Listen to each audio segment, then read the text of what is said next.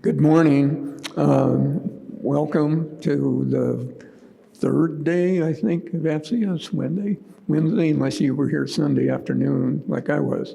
But, and we're, a couple of announcements. My name is Denny Moan. Some of you may have seen me in other sessions.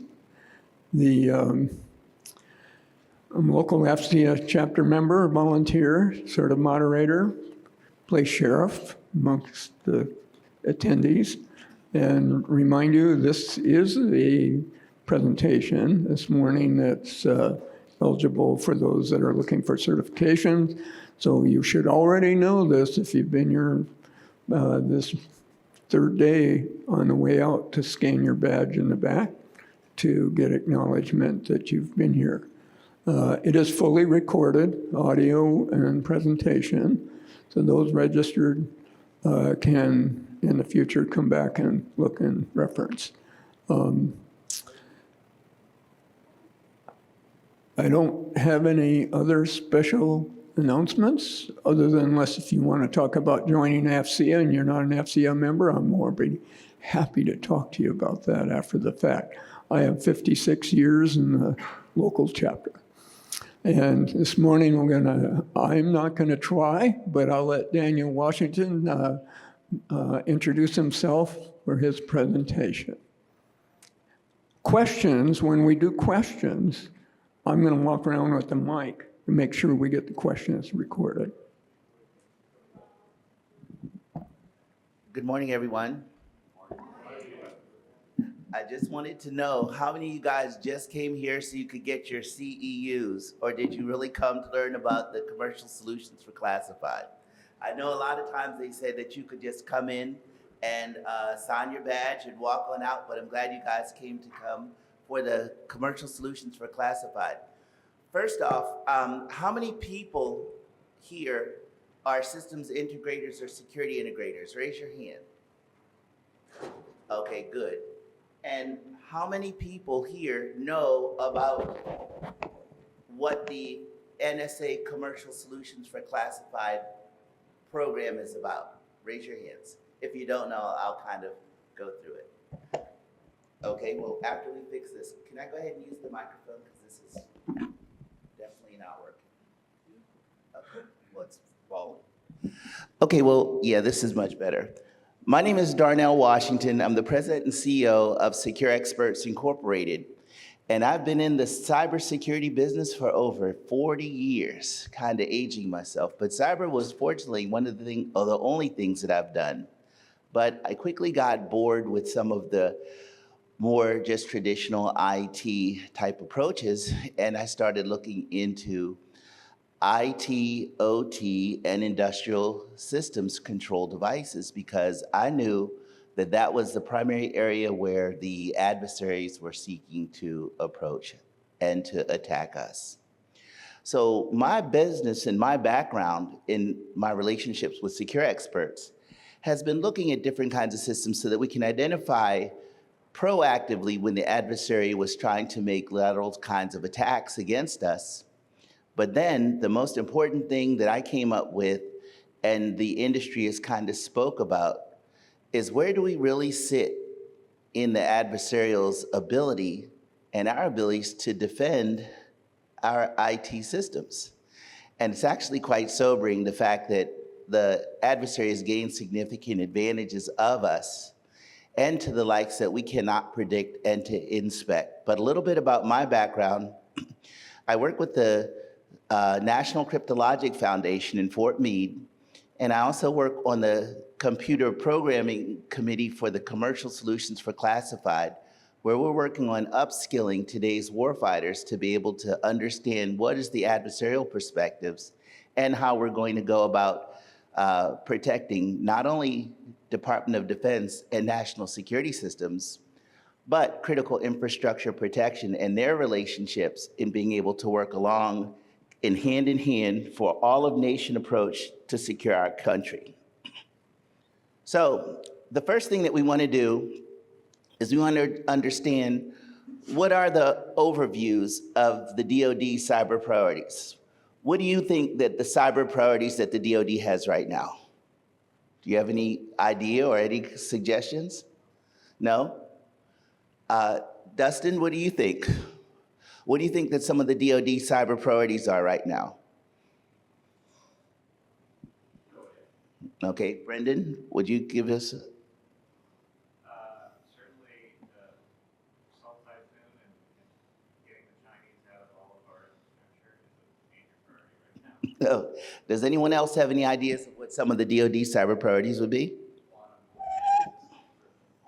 Yes, and quantum key distribution is one of the things. And you know, a lot of times people put those things in the closet that aren't staring them in the face. But it's almost like if you knew that a Category 5 hurricane was heading your way, you would have advanced opportunity to prepare and to defend. You can decide whether you want to evacuate or whatever.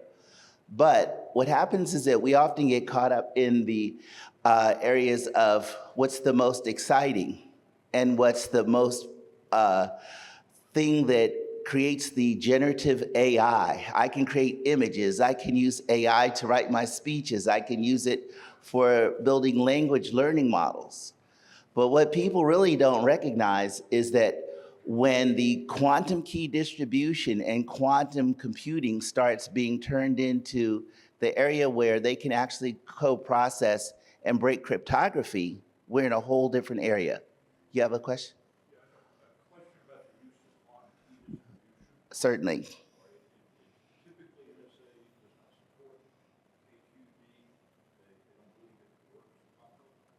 Well,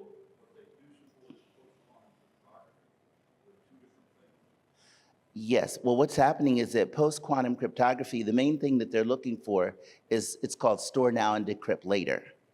And one of those processes of what they're trying to do during this process is to ensure that as quantum cryptography and quantum computing reaches a relevance standpoint, that they're not able to decrypt those systems.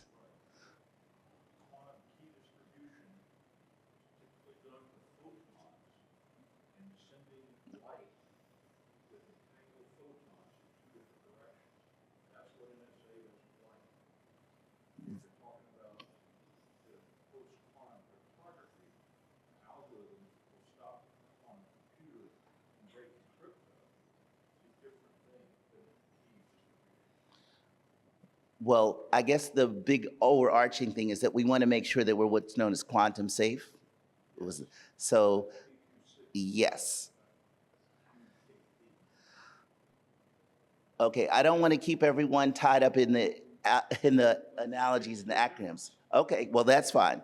So let's go ahead and proceed. As we're starting to talk about the NSA's role in determining classified systems, the NSA has come up with a number of standards, and they've come up with a lot of leadership capabilities in being able to identify what are those systems that need to be protected.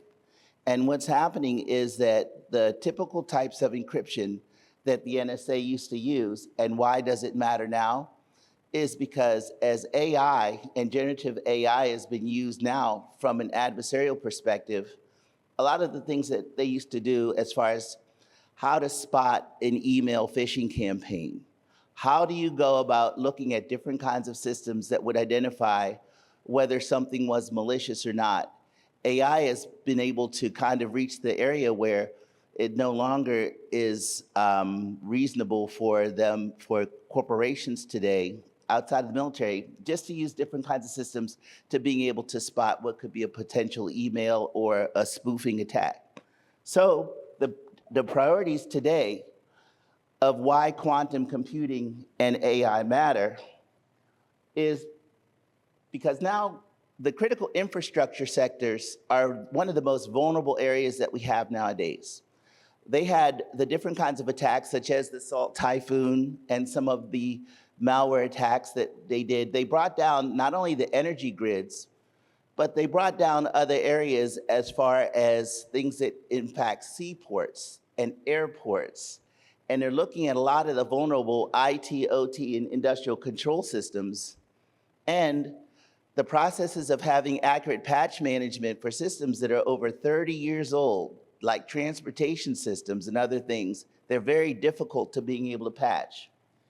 And then, as far as the processes of doing air gapping systems, those processes now, as technology has increased and advanced, they now have a way to look at these types of systems using a thing called side channel covert attacks, which are timing attacks in ways that the adversary used to not previously be able to have examples or to have access to these industrial control systems. But now that they do, we have a lot of new kinds of breaches of industrial control systems, and it's been very difficult to mitigate those. So as we start talking about where the impacts of cybersecurity, okay, I'm trying to see if this video would work. It might not be here. Let's go ahead and go to the next one. The last slide was a slide that they were talking about where critical infrastructure and how the FBI knew that nation state attacks were going to come about and to become more relevant. So what we're doing now is building a quantum secure and a quantum ready workforce in DoD cyber.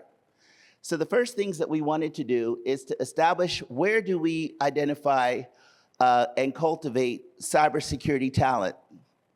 Do you have any ideas as far as where you think that cybersecurity talent can be acquired from outside of the traditional colleges and universities? Any thought processes? Do you have any ideas of where you can cultivate them outside of the educational institutions like colleges and universities? A lot of systems integrators who used to do access control, video surveillance applications, people who used to design different types of systems for building automation, heating, ventilation, and air conditioning. A lot of systems integrators who were previously, I won't say pushed out, but their jobs have been modernized from the days where we used object detection. We use AI now to detect and to do predictive analysis of traffic patterns. We have sensors and we have different forms of AI and analytics that have displaced a lot of the workforce that used to be involved with a lot of the major systems integrators. A lot of the people who have strong networking talents can be cultivated and repurposed into defending national security systems. And this is one of the focus of being able to identify where we can get talent from these organizations that were non-traditional that are equipped and can help us now in being able to defeat our adversary and to being able to help us to develop our skill sets. So the process of understanding the process that's been designated and approved by the NSA, they have a program and a project called Commercial Solutions for Classified that they can use to being able to enhance and to upskill these students and to begin to upgrade what CSfC is. And I'll go into it in just a minute of how it can work to upskill today's workforce that are not only enlisted military, but civilian and people who are contractor personnel to support the mission as well.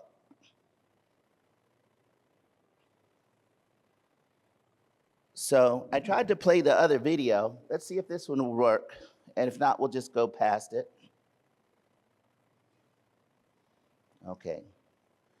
It's asking me to sign in before these things. We won't worry about that, but we'll go into describe a little bit of what the NSA Commercial Solutions for Classified is. Okay, I don't want to go too technical for everyone, but does anyone know what type 1 encryption is? Raise your hand. Okay, type 1 encryption is the type of encryption that NSA, mostly it's predefined networking. It gives you pre-established connections, but these are actually devices that are certified by the NSA to perform mission-centric encryption capabilities. But there's a second type of system, which is called Commercial Solutions for Classified. And what it does is it allows you to combine different elements from different vendors to create a capability that, especially in the area of multi-site VPNs, is you can use Juniper, Palo Alto, you can use Cisco, you can use a variety of different components to build a capability that enables you, as far as us being systems integrators and people who are involved in the non-DoD community, to build solutions that meet the ability to send DoD classified information over public untrusted networks. So what it does is, by having these definitions, and NSA is involved in the evaluation process of the entire process, is that they give you a list of approved products that you can combine and to build a solution, and that once they test it, they can give you the designation and the appropriate credibility and certifications to being able to process classified data over these networks. So in order for these products to be certified and being able to broadcast classified data, they have to go through, oh, I went to the next slide.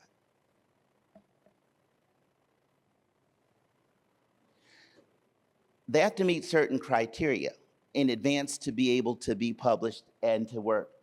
And the first thing is there's a group called the NIAP and Common Criteria. They actually build what's called protection profiles over these different types of products to make sure that they can meet the security attributes so that you know what they can do and what they can't do, and what area called a protection profile before they can become designated to be able to be built and used in commercial solutions for classified systems. So these components consist of areas that are known as untrusted, and then you have gray area, and then you have red data, of where you can build a multi-layered approach using what's called multiple encryption layers. And there you use a process of outer encryption layers and inner encryption tunnels. It's very complex as far as how it's been designated. But by using multiple layers of encryption by different vendors to build your solution, it makes it so that the complexity of being able to break into one system and to exploit and to get access to that data network it's exponentially harder. And during that process, there are systems that are in place to do logging, basically security event and event analysis. There's a lot of logs, and these logs have to be audited and they have to be reviewed by security personnel. But we believe that as the government understands that critical infrastructure has to work hand in hand with national defense solutions, the goal is to being able to adopt more commercially available solutions and following the NSA commercial solutions for classified model to make our systems more defensible.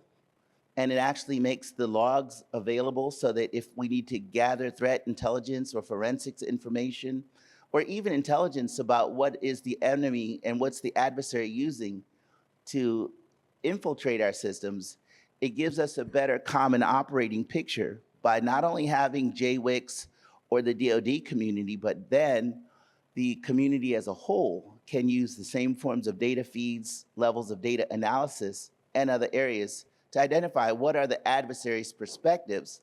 And the commercial solutions for classified meets that objective of being able to ensure that data at rest is taken care of, your midline encryption capabilities are protected, and that the adversary is denied access to being able to exfiltrate, compromise, or to manipulate these data.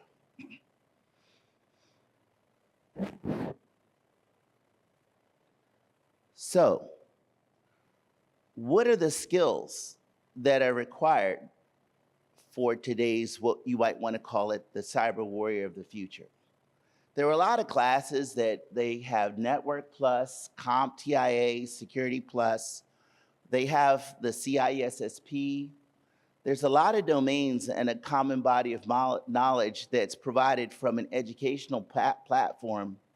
And now you have high school kids that are graduating with associate's degrees in CompTIA and computer science and other areas. But are these skills tailored to what the national security systems and to defend the DoD? Are they appropriate? Some say that yes, as an underpinning, but today, with the adversarial perspective and the timelines that we currently have, I don't think that the current level of upskilling using these types of security programs and the training programs are appropriate to the threat. It's almost like you can't stop a Mack truck at 90 miles an hour with airbags. You have to have a much more suitable mechanism to being able to defend your systems. And we need to train individuals in months instead of years. And the average time that it takes for someone to achieve the IA2 level of a CISSP is about a year at minimum. And you should have 2 years experience prior to doing that. And we don't have 2 years. We have 2 years at best to have a well-equipped fighting force who's capable of fulfilling the cybersecurity missions. And the key requirements that we believe that they need to have is crypto agility. We don't even know what our cryptography that's currently deployed in our systems are. And the importance of cryptography is the data privacy and communication security and signal security. Without those, you have anything, you have nothing.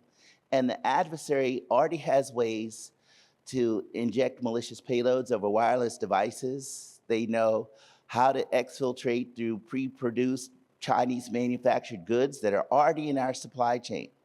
So the ability for a cyber warrior of the future to understand crypto, how it's deployed, how it's implemented, how we can protect when quantum does become relevant.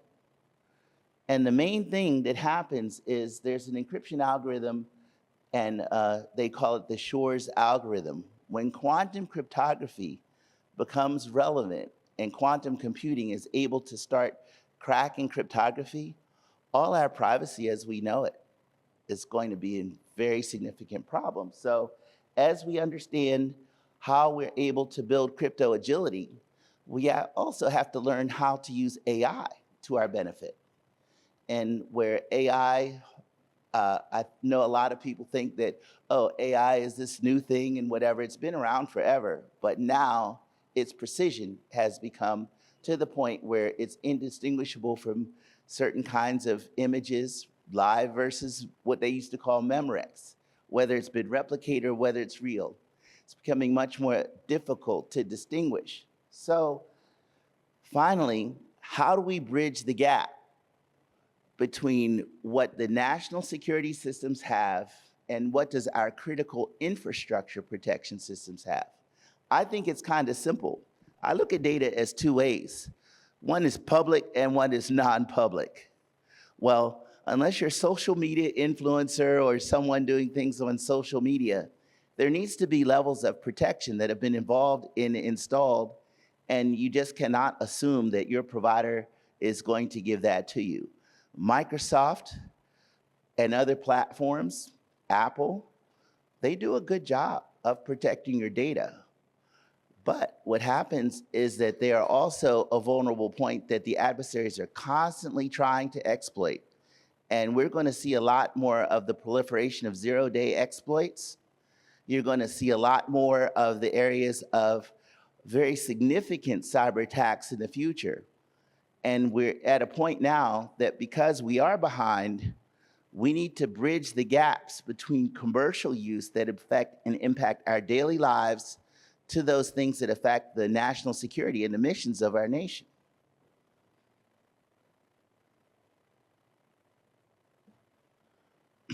So, quantum use cases in defense. As far as we evolve with the battlefield communications, being able to protect our encryption devices, the use of autonomous vehicles and drones is going to mitigate the requirements for men to be in aircraft, unmanned aircraft, water drones, land-based and sea drones. Operational effectiveness is going to transform the whole battle space. Guns, missiles, other forms of weapons are still going to be very effective. But the new theories as far as swarm theory and using AI in combat modes, self-learning weaponized systems are going to require a new skill and a new talent to being able to communicate and to extend our projection of force over wireless and wireless devices, that we're going to need to have a skilled workforce to being able to do this. But the same areas that we might talk about military operations for drone combat are the same levels that adversaries will launch against our airports and transportation systems as we see today. It's not just a defense mission activity. It is an all-of-nations approach that we need to look at being able to make sure that we have the right skill sets that are not only installed in DoD mission components, but that the civilian agencies that support energy, people support water systems, people support banking and finance. If you want to hack into the DoD treasury, you're going to have a problem with your contractors getting paid. You're going to have contractors, and you'll have other forms of systems that will be impacted that will get down to the civilian level if the adversary is successful at defeating our systems. So what we're looking at is how can these systems that are used in nation state and national defense applications be targeted to benefit those of our nation of whole.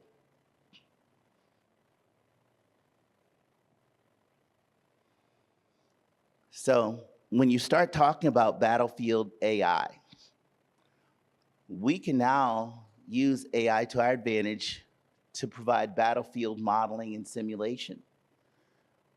By looking at a lot of the statistical information, this information could be shared amongst different people and different organizations using what's called multi-layer security domains, where intelligence that could be gleaned from the battlefield for air defenses that we are using overseas. There's been a lot of effort from the Ukrainians and their effects at being able to engage with Russia with the same kind of predictive analysis that they're using in their battlefields, and the lessons learned overseas can be brought back to the United States to help us to protect our citizens as well.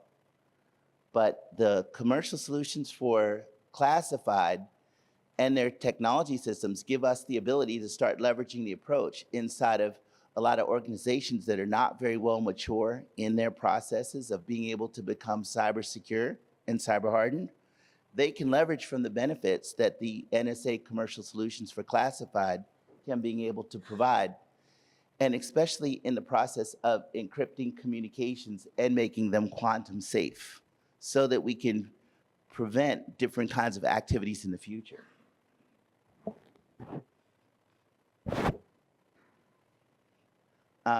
This is just a slide to speak about predictive analysis. The graphics here, they look much cleaner before I put them up on the board. But behavioral threat information, troop movements, all of these things, these capabilities for being able to prepare and to train today's cyber warriors that can be applied in this area, they need to understand more about behavioral threat, human intelligence. All of these things can start being synthesized. And what's happening is that we need to start training our cyber warriors that not only come from the DoD mission capability, but citizens inside the United States that might work in the critical infrastructure protection sectors as well, to start understanding a lot more of how to use DoD mission learning projects that they have encountered as far as through their service, which means that a lot of the people, as they transition from out of service into the normal community, can start working to enhance the security of the nation as a whole. And because to deploy commercial solutions for classified, it doesn't require security clearance, it doesn't require access to protected and sensitive information, then we believe that the commercial solutions should be dealt on a sector-specific capability to show how we can take the same kinds of capabilities from the battlefield and used in our commercial applications. Does anyone have any questions so far? I'm just kind of blowing on through. Okay, keep on going.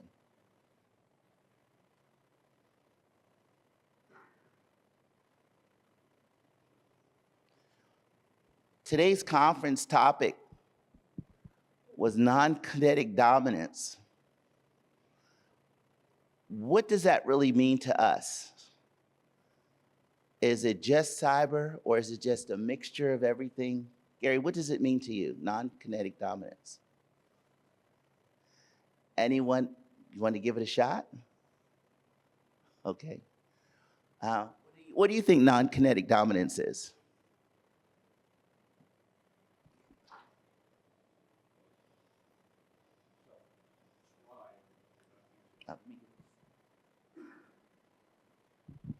self-described. The non-kinetic means you're not using a force or a physics force that creates damage or harm to people or equipment. And so when you're dominating in the non-kinetic field, it's usually an information dominance where you have more insight, better decision-making, faster decision-making, and you can control the type and the speed and the tempo of warfare through knowledge. So that's what it means to me. There's probably a better definition. Does anyone else have a different definition that they want to add or to expound on that? Well, I just wanted to talk about what's the difference between understanding and dominance. What dominance basically means is that you can control the narrative, where if they move left, you know that they're moving left and that you can stop, influence, and shape their outputs. So dominance is a lot more than just being able to have a level of understanding. And I think that in order for us to really experience dominance is that we have to have an all shields approach. We have to understand and have the ability to have the proper tools, resources, tactics, and procedures to have full control over our own communication systems from both land, sea, and air, and to use what is now known as the swarm, but I used to call it the pack theory. Packs of wolves, they use different kinds of signals and they all move very well together. But when one pack of wolves, if one wolf does something that causes him to get injured, they communicate that issue or that incident to the other wolves so that they don't do the same thing. So that's where predictive learning and predictive analysis does to make sure that we're continuously improving, learning from our mistakes, learning what the adversary is doing against our system so that we can cultivate the proper response or the defense mechanism. So if there's one problem here, that problem doesn't appear in a cascading effect. And as we start having these more elaborate sensors for drone defense, autonomous vehicle defense, and behaviors and patterns in cyber, we have to have a much deeper level of understanding. So, in order to have dominance, one of the things that we've worked on as far as, at least from the National Security Agency and the guidance that they've looked at, is for forward projection, it's one thing to do operations remote, but there are some times that you actually have to be more on scene.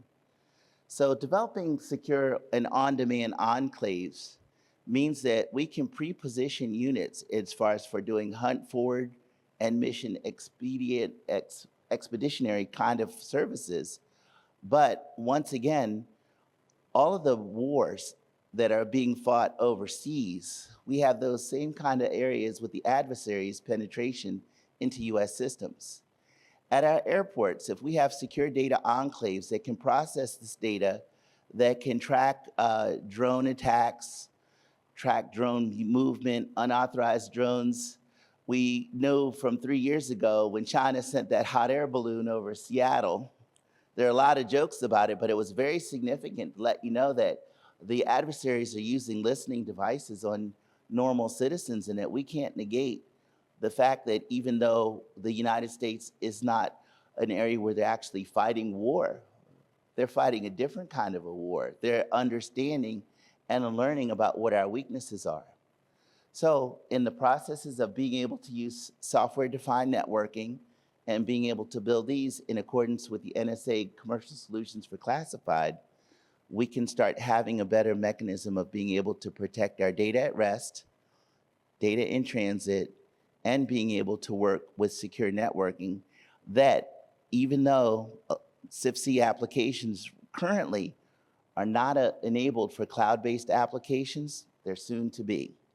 And when we add cloud capabilities, and as these capabilities become tested, approved, and vetted by the NSA, we're going to have a much more expanded view of situational awareness over what's happening in our in the United States for the protection of our data.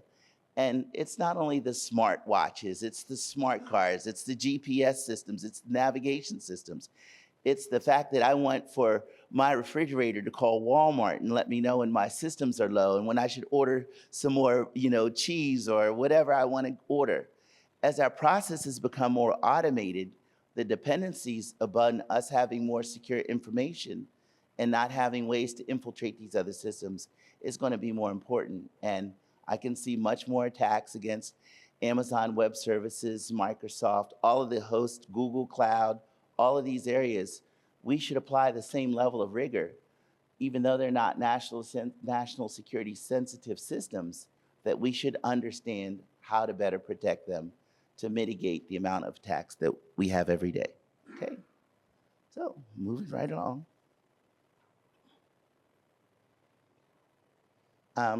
We have some strategic partners that are involved in being able to build different kinds of networks. Some of these organizations are working with classified programs, some unclassified, but the whole mission is how do we start transposing the quantum cryptography warfighters.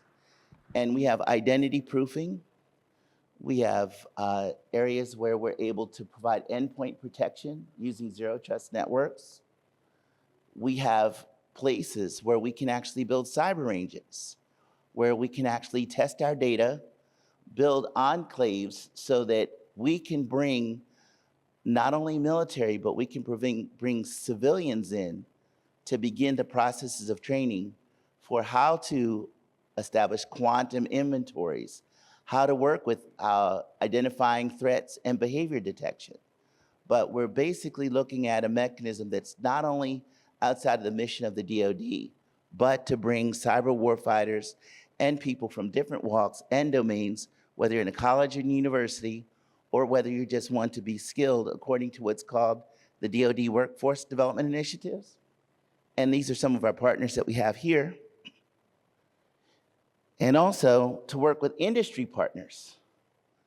And these are some of the vendors that we've been working on in relationship that are and have achieved commercial solutions for classified compliance.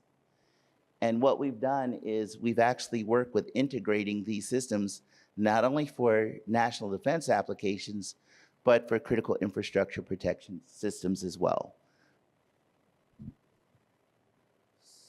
So, in summary, the NSA Commercial Solutions for Classified Applications is what we believe should be extended, even though adopted and approved by the military, should become moved into the defense of our critical infrastructure protection sectors, not for our warfighting above and force projection, but being able to make sure that we're more secure at home.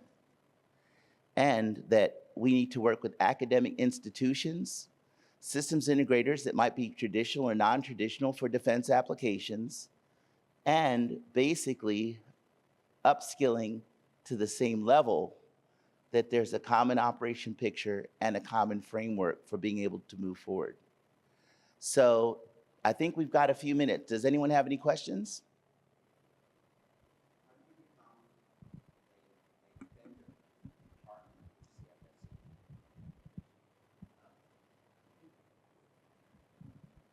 How does one become a partner for CSfC?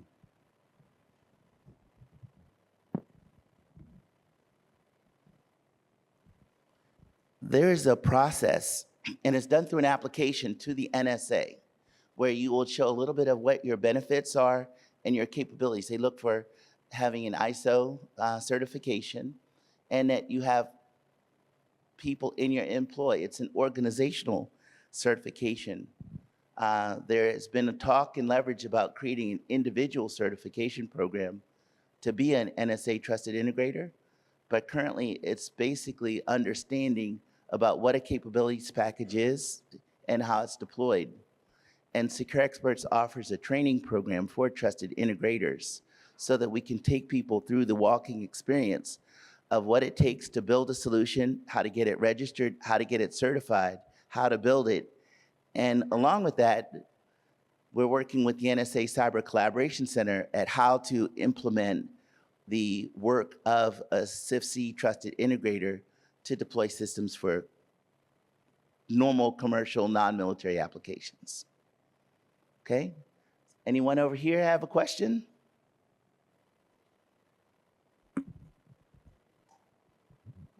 I got it.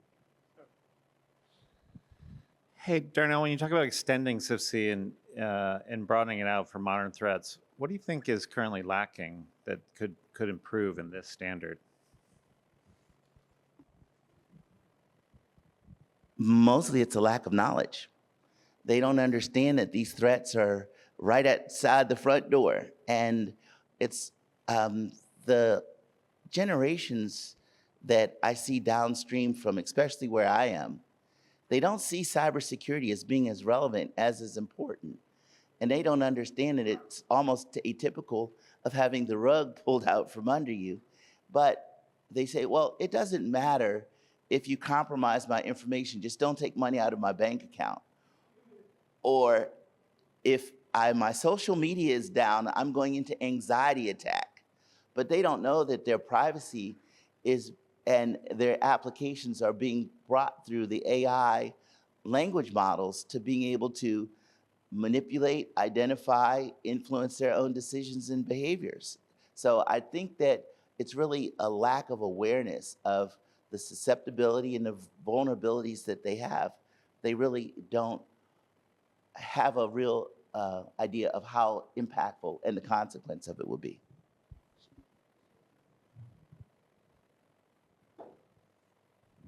Good morning.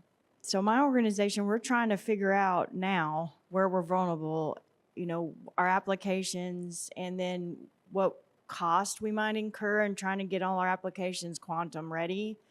But I think we're kind of struggling on, like, where do we start? How do we determine where our vulnerabilities are when it comes to quantum computing and encryption and things?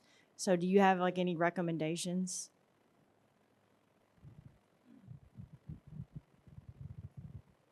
So the first is a quantum inventory, where you look at your certificates and where your digital certificates are deployed. That's a good start, because when you understand what grade and what class of encryption you're currently used in your environment, we know which ones have been what's called deprecated, which ones are going out of service, and which ones are quantum safe. So once you have a quantum or a cryptography assessment and a certificate assessment, that is really the framework, because then you can establish a roadmap for being able to upgrade those that have been deprecated. And then once you have a good analysis, that's really a good starting point.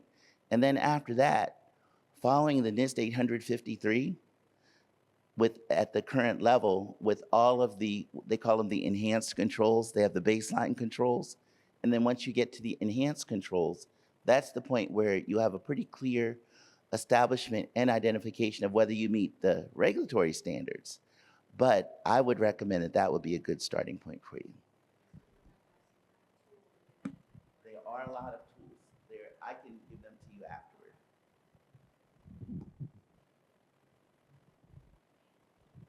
More a comment than a question. I work at HP, but they ask us to give 4 hours back to the community every week. So I teach grad students at Catholic University in a number of subjects. One of them is software programming, and also teach quantum programming for quantum computers. But the advice that I give my students is you've got to think like a hacker before you start programming. And the best way to do that is to take the certified ethical hacker training, and it's free to military, but it's great training to put you in the mindset of how you're going to be attacked. It helps you understand your threat surface, and then when you do start programming, you have some sensitivity of the do's and don'ts, what's good and what's bad, not just what works, because most programmers are just trying to make it work. But if they want to make it work securely, they've got to understand how that program will be attacked in the future. And so CEH, Certified Ethical Hacker, is a great way to go. And you can train cyber professionals in community colleges. We have this great network throughout America of community colleges that is underutilized. Used to train people how to fix automobiles, but now you can't even tune an automobile. It's all done by a computer. And to take those assets and those facilities and train the math and the coding and the type of algorithmic knowledge and understanding and the physics, when you get to quantum, you've got to understand some basic physics to understand what's going on in the system. They can teach that at the community colleges, and the education system in the U.S. is fine enough. If you finished high school, you've got the background to understand that. So, I know you had a question. Oh, Walt, he did.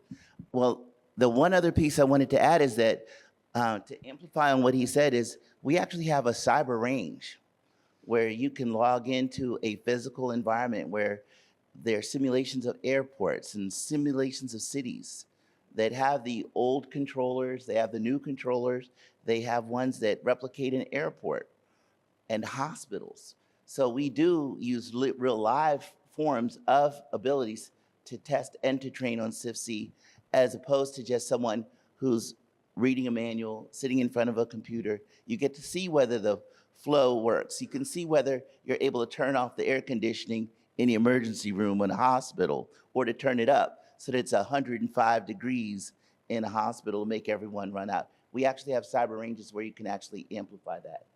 Walter, you had a question?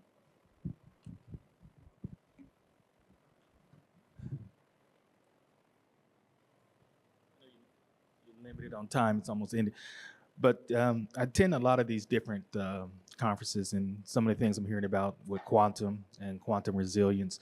Where do you see this is going, considering our adversary? They're also intensifying their ability to penetrate various systems, and that warfare seems to be increasing with the ability to attack critical infrastructure.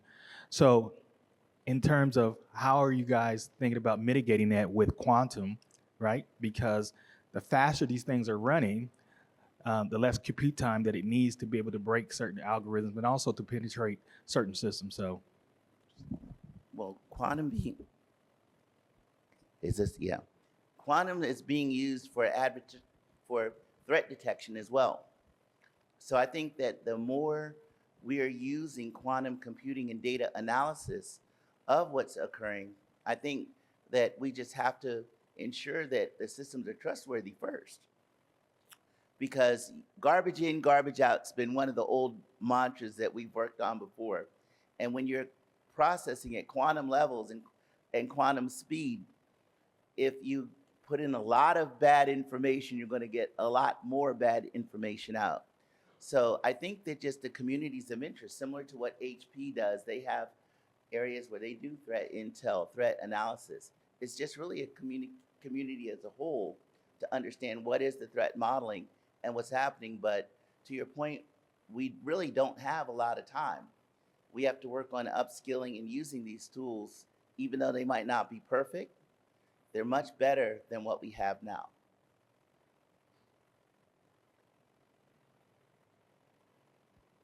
More question? Hey, great session. Thank you, Thank Mr. you. Washington.